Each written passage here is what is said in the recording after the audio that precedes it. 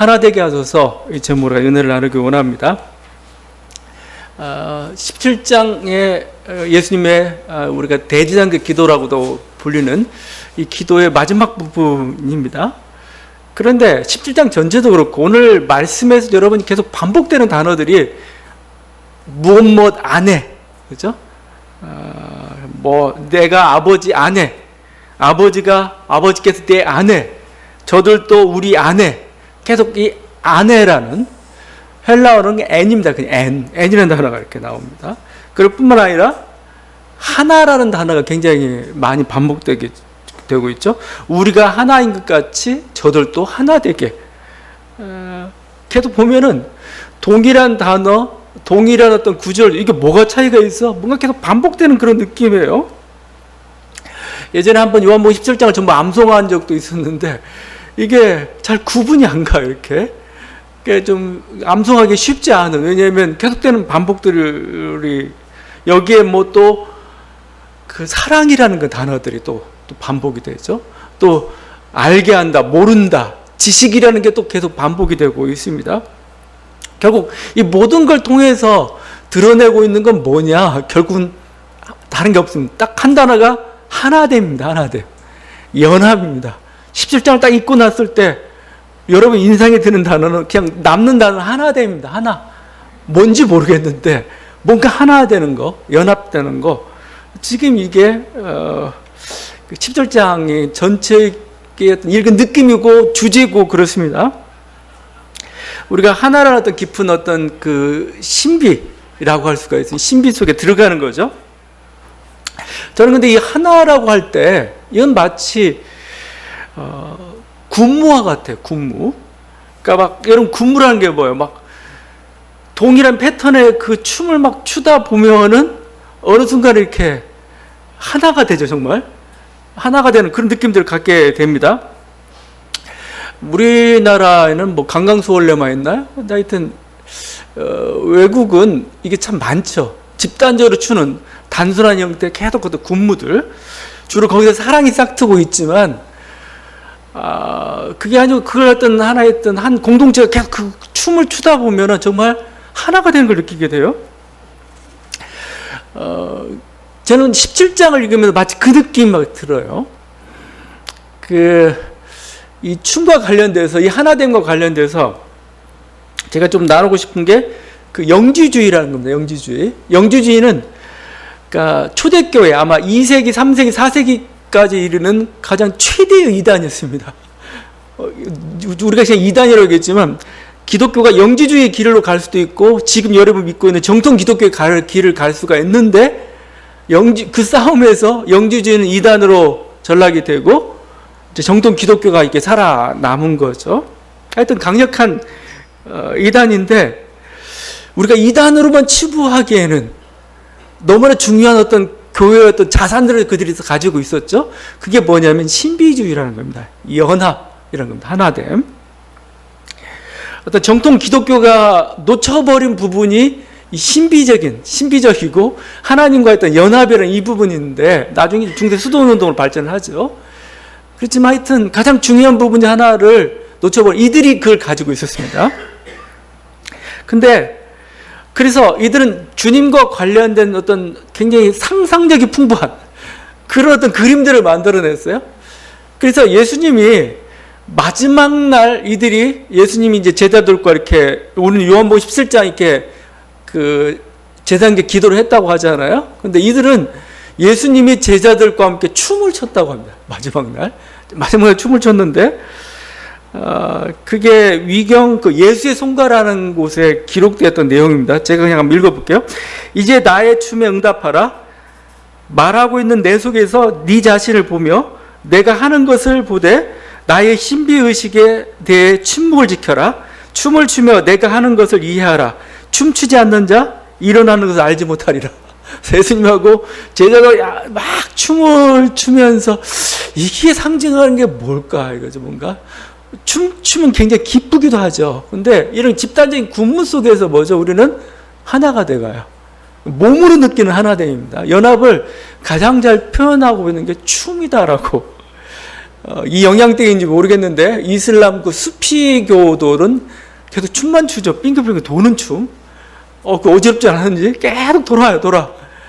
그 도는 과정 속에서 뭔가 어떤 그 신비를 경험하게 되고, 그건 하나의 개인적인 거지만 지금 예수님이 여기서 얘기하고 있는 거, 그럼 뭐 예수님과 제자들이 춤을 추면서 이루는, 저는 요한복음 17장이 바로 그 춤이라고 봐요. 언어의 춤입니다. 여기는 언어의 춤. 안에 뭔가 하나됨, 사랑, 알고 모르고 계속 반복되면서 결국 남는 건 뭐냐 이거요? 하나됨입니다. 하나됨. 그래서 여러분이 그 구절이 할 때 단어 하나 분석하는 것도 중요하지만 그 속에서 결국 17장 전체적인 분위기가 우리들을 무엇으로 이끌어가는가, 이 인상을 잡는 게 사실은 이 17장에 예수님께 주신 그 말씀의 중요한 의미이기도 하거죠. 하나됨입니다. 하나됨. 그래서 그런지 이 단어 자체도 좀 달라요. 단어. 하나라는 단어를 쓰잖아요. 하나. 이것도 그 우리가 제가 아내를 N이라고 그랬잖아요. N. N에다가 강세를 집어넣은 게 하나라는 단어인데 헨입니다. 헨인데 헬라어로 헨. 이게 헬라어는 항상 모든 단어들, 대부분 명사들이 성수격이 있어요. 그러니까 이게 하나가 수사인데 수사에도 하나의 성이 있습니다. 남성, 여성, 중성이 있어요. 그렇게 변화를 합니다. 하나라는 일이라는 것 자체가 남성형이 있고 여성형이 있고 중성형이 있고 막 변화를 막 해요. 근데 여기서 하나라는 단어 속에 어떤 형을 쓰고 있느냐? 중성형을 쓰고 있습니다. 중성형. 헨 할 때 그냥 중성형입니다. 중성형. 이 하나라는 단어 할 때 느끼는 느낌이 뭐냐면은 마치 원자 덩어리입니다. 원자 하나죠. 가장 궁극적인 알갱이 하나. 그 원자 하나. 그냥 더 이상 깨질 수 없는 그 원자 하나의 느낌. 그 단단한 물질. 도무지 파괴될 수 없는 그런 느낌의 단어가 바로 이 하나라는 거죠. 거기에 특별히 또 23절에 이렇게 되어 있죠. 온전함을 이루어줘. 온전함을 이루어 하나가 되게 한다. 그러니까 온전함이란 퍼펙트란 개념을 막 여기다 집어넣고 있습니다. 집어넣어가지고 완전한 하나를 이루어라. 지금 이렇게 얘기하고 있는 거죠. 그래서 이 느낌은 뭔가 흩어져 있는데 흩어진 것들을 모아가지고 똘똘 뭉쳐서 하나 만든다. 이런 느낌은 그건 하나 되기 힘들죠. 그런 느낌이 아니고 원래 하나였어요. 원래 하나였는데 하나였던 게 깨어지고 부서지고 분열되었어요. 그런 것들을 향해서 뭐죠? 다시 모으라는 겁니다. 다시 하나가 되는 거예요. 하나가. 원래 하나였는데 이가 빠졌어요. 이 부분이 빠졌습니다. 근데 그걸 막 지금 하나님이 찾으러 온 겁니다. 이제 뭐요? 네 원래 자리로 돌아와라 이거야. 네 원래 자리로.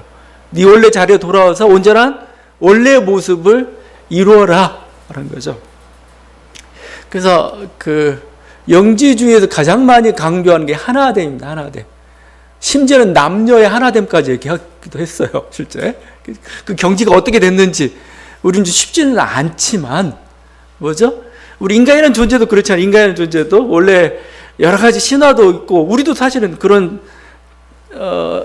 창세기 그게 나와 있죠. 왜냐하면 갈비뼈를 통해서 만들었다라고 할 때 뭐 그 의미를 여러 가지 떠나서 뭐죠? 나의 일부로 만든 겁니다. 일부요. 다시 갈비뼈가 회수가 되어야 뭐요? 온전한 하나가 되는 겁니다. 여기서 말하는 하나라는 그런 느낌입니다. 그런 느낌. 원래는 하나였는데 이게 피치 못할 운명에서 다 갈라지고 분열되고 깨어졌는데 이제 다시 모아가지고 뭐죠? 원래 자리로 돌아가자. 그 하나됨이라는 게 바로 이렇게 담겨져 있는 거죠. 그래서 요한복음 17장뿐만 아니고 요한복음 전체의 주제가 뭐냐? 딱 읽었을 때 뭐 영생이고 막 얘기하는데 저는 오히려 하나됨이라고 봐요. 연합. 이게 오히려 요한복음의 주제다. 예수 그리스도 하나 될 때 주어지는 게 영생이거든요. 사실은요. 그래서 오히려 방법도 지시하고 있고 목표도 지시하고 있는 그게 바로 이 하나라는 연합이라는 그런 단어인 거죠. 결국 예수님의 공생애라는 건 뭐예요? 사람들 앞에 내가 아버지 하나님과 하나임을 보여준 게 바로 공생애인 거죠. 사람들 계속 물어요. 질문한 거죠. 당신 정말 하나님과 한 분이냐고 계속 물어보는 거. 주님은 내가 한 분이다. 내가 전하는 말은 다 아버지께 들은 거다. 아버지의 말이다. 그랬던 거죠. 그 주님께서 계속 제자들에게 요구했던 거 13장 이후부터 계속 요구하는 것은 뭐냐면 나와 하나 되라는 그런 거잖아요. 결국 뭐 서로 사랑하라는 그 계명은 결국 뭡니까? 그게 하나라는 거잖아요. 결국 하나님을 사랑하고 너희끼리 사랑하고 결국 이게 전부 하나 되라는 걸 요구하는 게 그 사랑이라는 거죠. 저기 우리에 들지 않는 양이 있는데 그 양을 뭐요? 다시 우리들 이 우리 가운데 집어넣어라. 그래서 하나가 되게 해라. 이게 선교죠. 선교가 뭐냐면은 원래 하나 있는데 다 떨어져서 이렇게 흩어져 있는 겁니다. 이들을 다시 모아가지고 원래 하나 자리로 돌려놔. 이게 바로 선교였던 거죠. 우리 인생의 어떤 그 열매를 어떻게 맺을 수가 있느냐 했을 때 역시 15장에서 똑같은 얘기하죠. 포도나무 비유를 얘기하잖아요. 포도나무 비유를 통해서 결국은 뭐죠? 너희가 예수 그리스도와 온전히 하나님과 온전히 하나가 되라 이겁니다. 그러면 뭐요?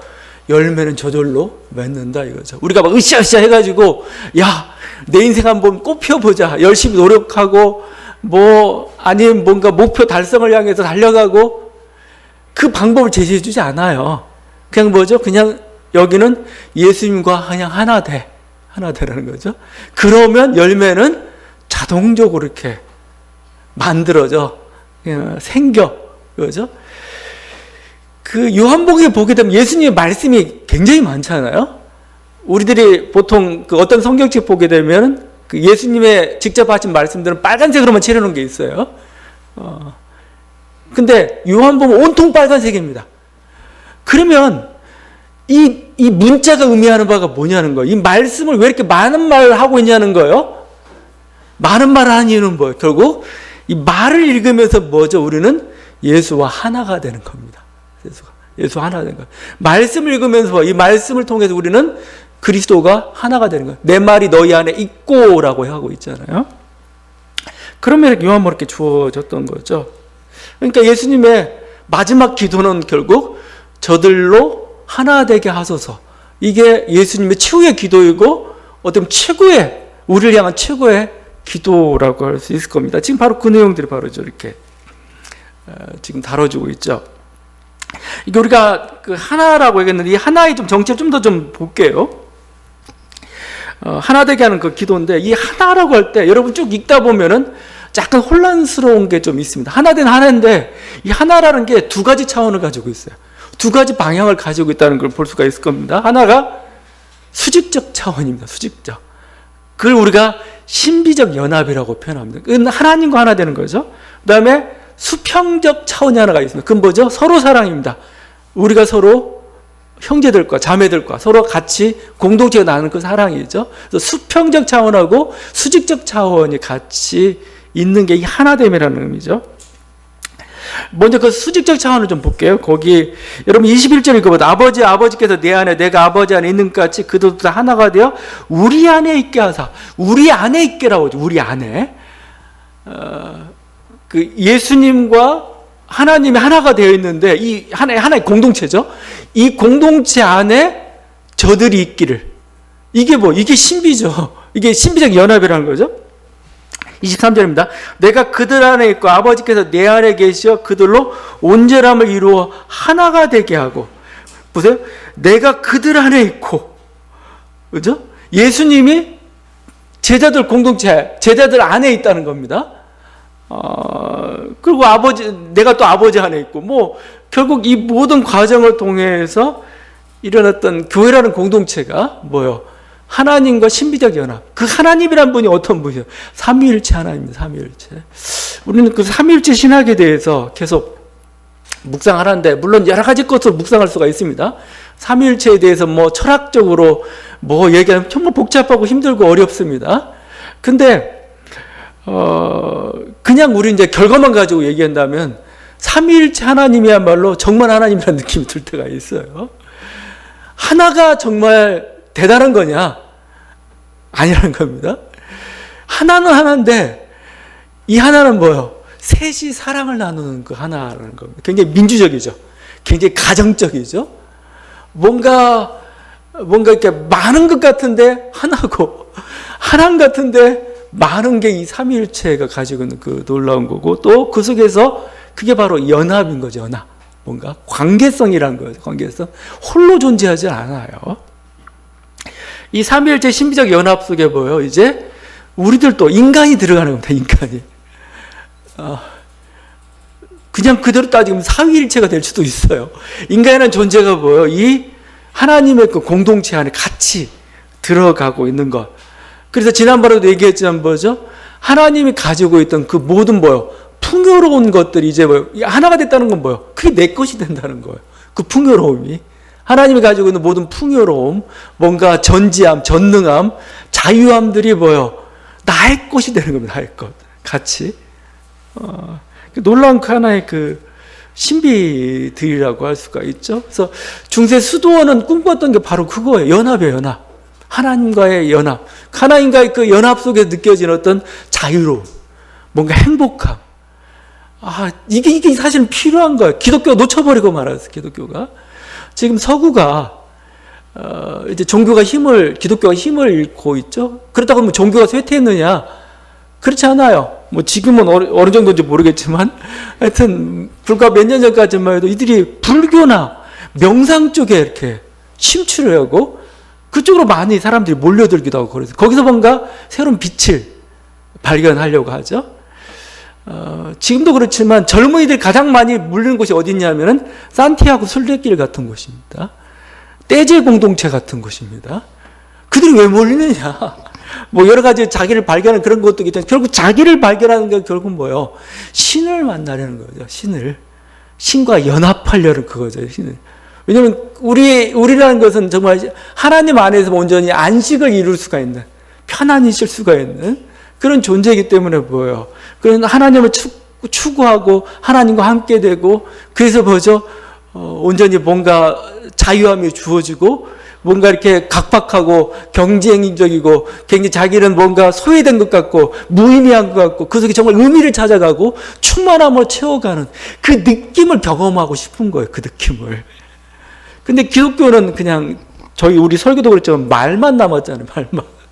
말만 남았고 그냥 형식만 남았고 교리만 남아가지고 이러고 있으니 현대인들의 그 영적인 공고함을 못 채워주는 겁니다. 못 채워주는 거야. 그러다 보니까 불교랄지 명상이랄지 이런 세계 속에 빠져 들어갔던 거고, 그래도 결국 어떤 종교의 힘을 발휘하고 있는 것은 아까 얘기했지만 산티아고 순례길 같은 곳인 거죠. 떼제 공동체 같은 것인 거죠. 뭔가 알 수 없는, 그걸 우리가 전부 신비라고 합니다. 그 신비 속에서 우리는 하나님을 경험하는 거죠. 체험하는 거죠. 우리는 그랬을 때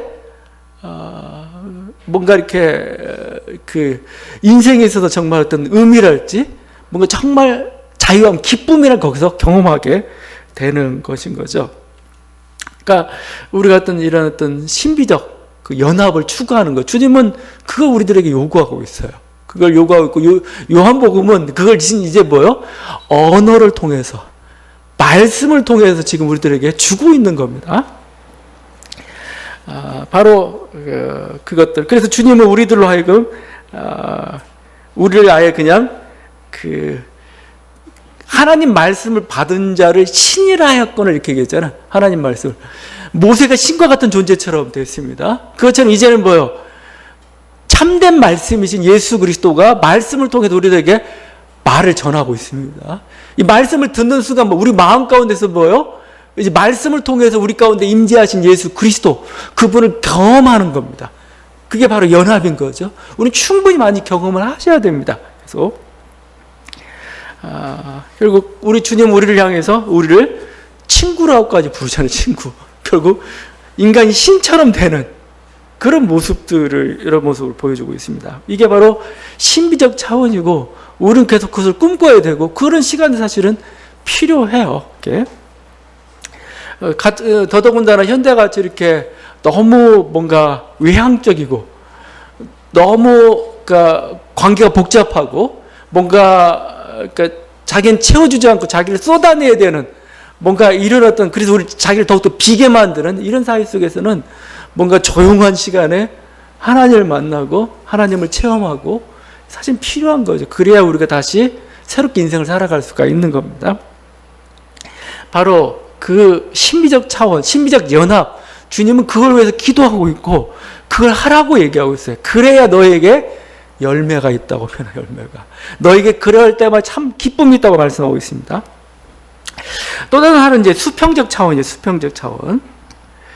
거기 근데 사랑인 거죠. 아버지와 아들이 하나인 것 같이죠. 아버지와 아들이 하나인 것 같이 이겁니다. 이건 마치 비교급이죠.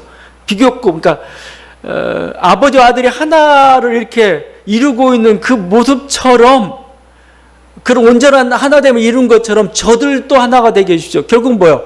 여기는 형제 자매 간에, 그 공동체 안에, 그 이웃 간에 사랑이 있기를 지금 구하고 있는 겁니다. 이걸 우리가 서로 사랑이라고 얘기하는 거죠.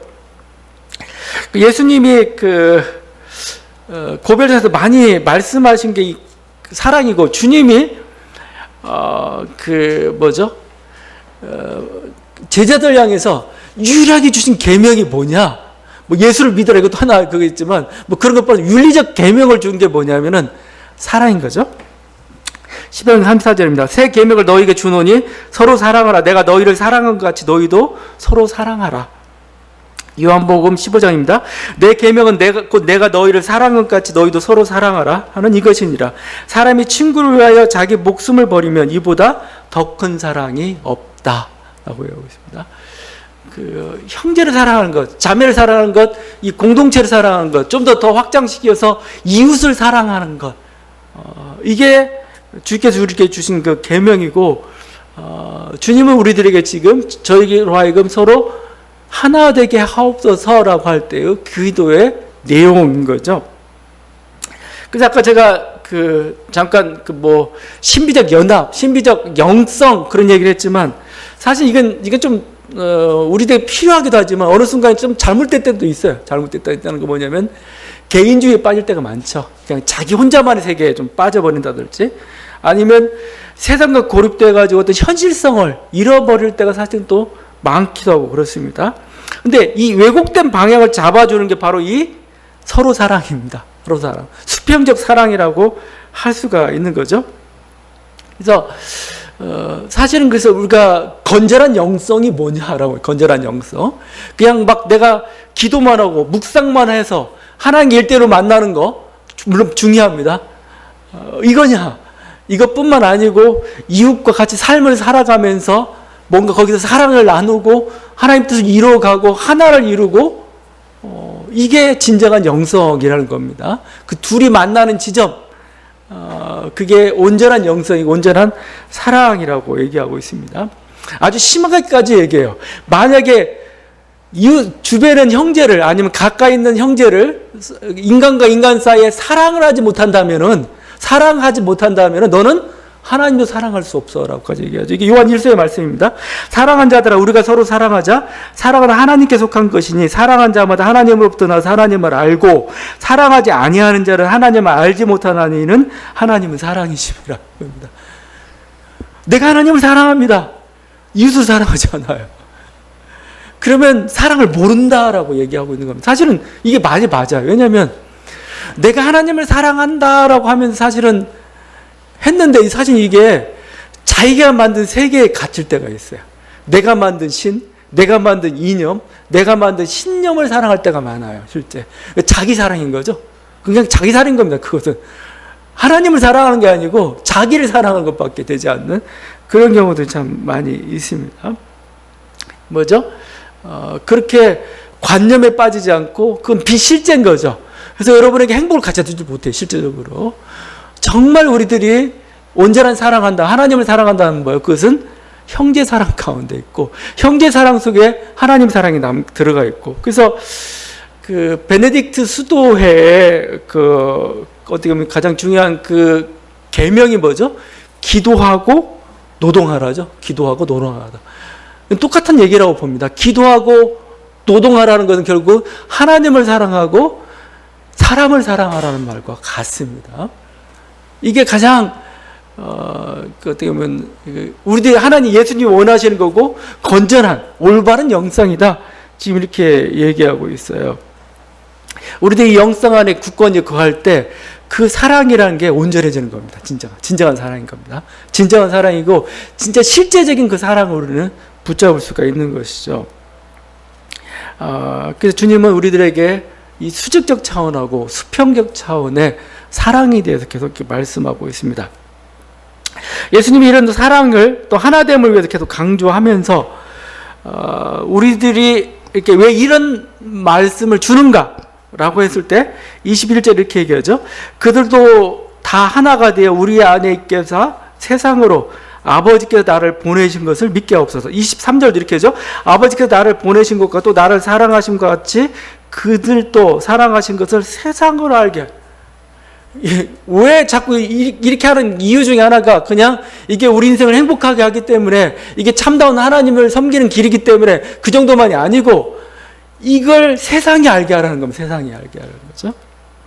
뭔가 주님이 뭔가 자신을 드러내려는 건가? 그게 아니죠. 이게 사랑이죠. 사랑.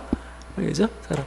너의 사랑하는 그 모습을 통해서, 그래서 그 사랑을 통해서 얼마나 풍성함과 또 얼마나 많은 열매들을 맺는가를 모습을 보면서 세상 사람들이 뭐예요? 하나님을 보도록. 그래서 먼저 세상 사람들이 먼저 이제 하나님을 찾도록. 그래서 하나님과 그들도 하나가 되도록. 어떤 선교적 목적이 있어서, 그죠? 그러니까 자랑하려는 게 아니고, 인생이 궁극적으로 어떻게 참 행복에 이룰 수 있는가를 너희가 보여줘라 이거. 보여줌으로써 저들로 하여금 뭐요? 이제 저들도 이 사랑의 공동체 안에 들어오도록 하라. 어떤 그런 주님의 명령이라고 볼 수가 있는 거죠. 저는 이 말씀 속에서 어떤 우리들이 현대 교회가 가지고 있는, 아니면 어떤 이게 한국 교회가 가지고 있는, 아니면 하나의 어떤 기독교라는 게 어떻게 선교해야 되는가를 보여주고 있다고 봐요. 주님이 세상을 향해서 선교적 명령들을 했죠. 근데 이 선교라는 걸 어떻게 할 거냐, 이런 문제죠. 지금 뭐 한국교회는 여러 가지로 굉장히 위기에 봉착해 있죠. 뭐 가장 항상 위기라고 할 때는 항상 대표적인 숫자죠. 숫자가 정체되어 있고 이제는 감소하기 시작하는 정도까지 이르렀죠. 이제 교회마다 청년은 없고 나이 든 세대만 이렇게 자리를 잡고 있는 뭐 이런 우리들 그 모습들이죠. 그럴 뿐만 아니라 세상으로부터 굉장히 배타적이라는 그런 어떤 배타적이고 뭔가 비윤리적이라고 이런 어떤 비난을 좀 받고 있죠. 그럴 뿐만 아니라 결정적으로 이제 한국 교회가 어떤 그 지도자로서의 역량이 없어요. 지도자로서 어떤 민족을 향해서 뭔가 어떤 비전의 말씀을 주고 방향을 가르쳐 주고 어떻게 사는 법을 가르쳐 주고 그런 능력이 없는, 기대지도 않는 그런 형편에 좀 처하게 되었던 거죠. 자, 그게 이제 한국교회 위기인데 이 위기를 돌파하게 되면 우리는 어떻게 해야 되느냐 이거죠. 다시 옛날처럼 우리 선교적 열정을, 뭐 기도의 열정, 선교의 열정을 다시 한번 일으켜가지고 다시 부흥해야 되는가? 아니면 뭐 우리가 실상은 그렇지 않으니까 반기독교적인 어떤 이 분위기에 대해서 우리 또 적극적으로 뭔가 여기에 대해서 뭔가 싸우고 반대하고. 그래서 기독교 어떤 단체 중에는 댓글 부대가 있어요. 우리 기독교는 그렇게 나쁜 단체 아닙니다. 아니면 오히려 막 세상을 향해서 공격하는 그게 되는가? 아니면 우리 어떤 오히려 더 우리 교리의 신성함을 보호하기 위해서 더욱더 타종교에 대해서 아니면 이슬람에 대해서 성소수자에 대해서 반대하는 더 가열차게 그 투쟁을 통해서 우리의 정체성을 확보해야 될 건가? 여러 가지 방식들을 제안하고 있는데 예수님이 제안하는 방식이 있습니다. 위기 때 어떻게 되느냐 이거죠. 어떻게 기독교가 정말 생명력 있고 또 어떤 이런 성장하는 것으로 설 수가 있는가라고 했을 때 주님의 답은 하나됨입니다. 하나됨을 추구하라 이겁니다. 하나됨. 그 하나됨은 두 가지라고 그랬죠. 하나님과 하나됨을 추구하라고 하나님. 그리고 이웃과 하나됨을 추구하는 거죠. 사랑인 거죠. 하나님과 하나됨을 추구하는 거 하나님과 하나님을 깊이 사랑하고 하나님과 온전한 연합을 통해서 그 연합이 주는 어떤 풍성함과 기쁨과 감사, 인생의 어떤 행복들을 니네가 보여줘라 이거예요. 보여줘요. 그러면 뭐예요? 세상이 보게 되잖아요. 저기에는 뭐예요? 뭔가 있네 이거죠. 왜 저들은 우리와 같은 생각을 갖지 않을까? 저들은 손에 아무것도 없는데 왜 이렇게 기뻐할까? 그렇죠? 저들은 왜 이렇게 뭔가 이렇게 항상 뭔가 이렇게 희망을 가지고 살아갈까? 저들은 왜 이렇게 뭔가 하여튼 뭔가 충만함을 가지고 있다는 거예요. 충만함을. 그게 뭐예요? 하나님 사랑 속에서 이루어지는 거죠. 이 하나님 사랑을 니네가 추구하고 이루라 이거예요. 하나 되면 이루라. 그러면 뭐예요? 세상이 알게 되고 그러면 세상이 너희 궁금해서 오게 될 거다 이겁니다. 그러니까 뭐예요? 실기적으로 이것은 뭐냐면 결국은 종교생활 열심히 하라는 겁니다. 사실은 그렇죠. 열심히 하나님을 묵상하고 하나님을 축구하고 하나님께 기도하고 하나님과 함께 하려고 하고 이런 하나님 만남을 사모하고 이런 거죠. 두 번째는 그 사랑인 거예요. 사랑. 너희 서로가 사랑하는 그 모습을 통해서 또 그 뭐죠? 이웃을 사랑하고 섬기는 모습을 통해서 그게 제가 얘기하는데 이단은 항상 교리를 가지고 얘기합니다. 자기는 하나님 사랑이 어쩌고저쩌고 하면서 하나님의 뜻이 어쩌고저쩌고 얘기하고 그럽니다. 근데 이웃 사랑, 서로 사랑을 들고 나오는 이단은 별로 없는 것 같아요. 거의 없어요. 그냥 우리 이만큼 사랑합니다. 우리 이만큼 희생합니다. 이런 식의 이단은 없어요.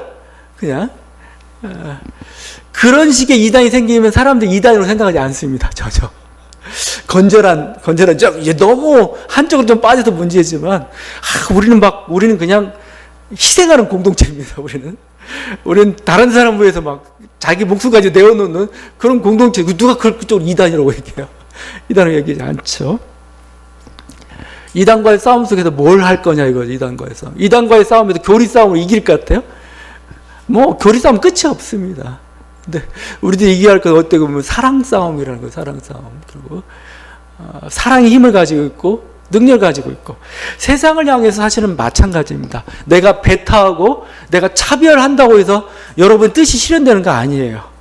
오히려 사랑하고 포용하고 이해하면서 뭐죠? 여러분의 말을 하세요. 그게 더 가장 강력한 힘을 가지고 있습니다. 근데 전혀 사랑도 없이 그냥 뭐 하겠다 하면 그 들을 수가 없는 거예요. 사람들이요. 지금 주님은 너희가 사랑하고 희생하면은 자동적으로 세상 사람들이 알게 될 거고 오게 될 거고 이렇게 얘기하고 있어요. 설사 그렇지 않을지라도 든든해요. 왜냐하면 자기 확신이 있잖아요. 내가 올바른 길을 가고 있다는 그 확신. 그 확신에 차 있으면은 뭐요? 더 이상 뭐 숫자나 이런 게 전혀 연연을 하죠. 큰 문제가 없는 거죠. 결국 우리들이 더 힘써야 될 것은 그 위기 속에서 하나님을 사랑하는 것하고 이웃을 사랑하는 겁니다. 하나님과 온전한 연합을 추구하는 거고 이웃을 향해서 온전한 연합을 추구하는 이것을 힘쓸 때 오히려 거기에 온전한 문제의 해답이 있는 거죠. 이 하나됨이란 얼마나 많은 그 놀라운 힘들을 가지고 있는지 모릅니다. 그냥 뭐 내용은 뭔가 만들어가고 하겠지만 사실은 하나됨 자체가 사실은 내용입니다. 내용이고 힘은 바로 여기서 나타나는 거죠. 우리 못이라는 게 있어요. 못 같은 게 못은 못의 힘이 어디서 나옵니까? 못의 힘이 송곳의 힘이 어디서 나오는 겁니까? 그게 강력해서 힘이 나오는 겁니까? 물론 강력하게 나오죠 자체로. 근데 그 힘은 하나됨에서 나오는 겁니다. 집중이라는 거. 집중. 그 뾰족한 그곳에 모든 뭐예요? 에너지가 다 집중되어 있어요. 이게 하나됨이죠. 그럴 때 거기서 놀라운 힘들이 나오는 거죠. 나라를 민족을 힘들게 하고 어렵게 하는 건 뭐냐면은 분열입니다. 다른 게 아니에요. 분열입니다. 우리가 국력이 약하고 우리가 지적 수준이 뭔가 약하고 뭔가 숫자가 적고 영토가 적고 그게 아니에요. 한 나라를 넘어뜨린 건 뭐냐?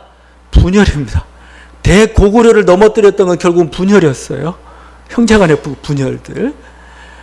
어떤 순간에서는 뭐예요? 오히려 외부의 적은 우리를 더 단단하게 만들고 더 뭐 그건 견딜 수가 있어요. 근데 내부에서 갈라지고 나면은 도무지 힘을 발휘할 수가 없습니다. 지금 예수님이 유황 공동체를 향해서 주신 게 이거예요. 너희들 많은 위기가 올 거다. 그죠? 위기를 어떻게 이겨낼 거냐 이거요. 서로 사랑해라 합니다. 서로 사랑해라. 서로 하나가 되면 이겨낼 수가 있다는 걸 얘기하고 있어요. 가정도 마찬가지입니다. 가정에 여러 가지 위기들이 닥칩니다. 근데 가장 중요한 가정이 가장 결국은 뭐냐? 사랑입니다. 사랑입니다. 경제적 위기가 닥칠 수도 있습니다. 경제적 위기가 닥치더라도 뭐요? 그게 가족의 사랑 아래서 하나가 되어 있으면 이겨낼 수가 있어요. 그건 절대 위기가 아닙니다. 아무리 부유할지라도 사랑이 없으면 상처를 남기고 그냥 힘없이 무너지고 말아요. 그래서 저거 보면 어떤 사람은 굉장히 가난한 가정과 어려운 가정에서 태어났어요. 근데 불구하고 사람이 괜찮아요. 사람이 뭔가 모두 별로 안 나나 있고 넉넉하고 뭔가 능력도 있고 막 그래요. 비결이 뭐냐? 그 가정에 사랑이 있었는가? 이겁니다. 어떤 가정은 대재벌의 가정이고 뭔가 하여튼 우리들이 보는 부러워하는 그런 것들 다 갖추고 있는데 불구하고 사람이 항상 비어 있어요. 뭔가 항상 외로워하고 뭔가 힘이 없고 뭔가 하여튼 그 돈 외에는 자기 영향력이 없는 그런 인생들을 살아가는 사람들이 있습니다. 왜 그럴까? 사랑입니다. 사랑 결국은. 그 가정 안에 사랑이 없고서는 우리는 뭐요? 살아갈 수가 없고 힘을 발휘할 수도 없는 그거죠. 그래서 중요한 게 이 사랑이라는 그런 겁니다, 여러분. 지금 그래서 다른 게 아니고 지금 마지막 최후의 기도, 이들을 위해서 많은 위기들이 앞으로 지금 닥칠 텐데 무엇을 위해 기도할까? 다른 게 아니고 서로 하나 되어라, 서로 사랑해라, 서로 연합해라. 그러면 이길 수 있다라고 좀 말씀하고 있는 겁니다. 이 은혜가 있는 저와 여러분들한테 바라며 기도하겠습니다.